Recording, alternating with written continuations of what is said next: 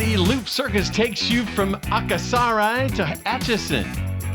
Around the Twitterverse in 420. Loop Circus! Greetings from the middle of everywhere. I'm Ronnie Hayes, and this is your 420-ish Twitterverse update. Stay with us for this week's Once Heard Can't Be Unseen Loopcircus Peekaboo, where we see benefits of plugging cows into the Matrix, metaverse. In the global view, conspiracy watchers have been sounding alarms over a phenomena dubbed Havana Syndrome, a condition reported by U.S. diplomats and spies where victims experience unexplained sounds and feelings of sudden nausea. Supposedly, hostile forces have found a deniable method for disrupting U.S. agent effectiveness. Microwave signals are suspected. Though the CIA ruled out the possibility of sustained global hostilities, the jury's still out on a few dozen cases originating from the U.S. Embassy in Havana, Cuba. According to NBCNews.com, a team of experts studying the symptoms of nearly 50 State Department and other government employees concluded nothing like this is previously documented in the medical literature. Bottom line, stay tuned, pun intended. This story is nowhere near concluded, but the Biden administration is taking a broader approach to the matter, encouraging employees with suspected incidents to come forward for proper medical care. In America the Beautiful, infectious disease experts are doubling down on recommendation for addressing the still rampaging global Rona pandemic. Vaccinations, testing, and masks are the three horsemen of the recommended mitigation, and since the Biden administration campaigned on corralling the Rona, and that still hasn't happened, the federal government is on a blitz to get the three horsemen in everyone's faces soon. You could say the lead horseman, vaccination, is already in the field. Testing kits and N95 masks are on their way, and the price is right, even for your garden variety starving college student. Free! The White House is calling this distribution of masks the largest deployment of personal protective equipment in U.S. history. But to make sure everyone is included, individuals are restricted to 3 N95s. Over 1 billion masks are on order. Now, if only folks will actually wear them. Polar conditions receding home on the range where Kansas public schools are struggling with staffing shortages and student absences.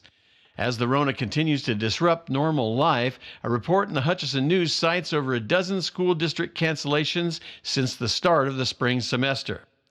Despite strong resistance, some districts are considering a return to remote learning. And all of this is complicated by a state law passed last session, restricting online learning to no more than 40 hours per academic year.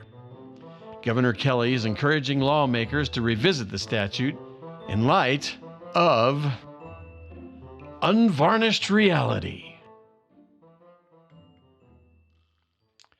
And here at the Fort, the Hays Chamber of Commerce issued a fraud alert over an ad on the Fort Hays State Athletic Department's website. But apparently the ad was legit and the chamber had to retract the warning. Still, you got to be careful in this age of ransomware attacks. Keep practicing safe surfing, folks.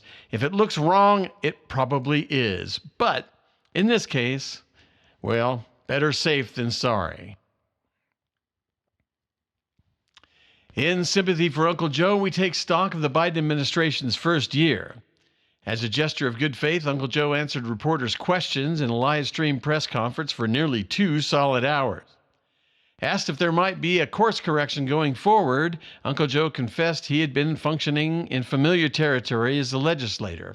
He went on to admit that was probably a mistake and pledged to get among the people for a few reasons. Mainly to clarify his agenda, what they've accomplished so far, and what they hope to get done going forward, and how these things contrast with priorities articulated by the Republicans. Sagging approval ratings, a razor-thin margin of support, and the upcoming midterm elections have Democrats in crisis mode.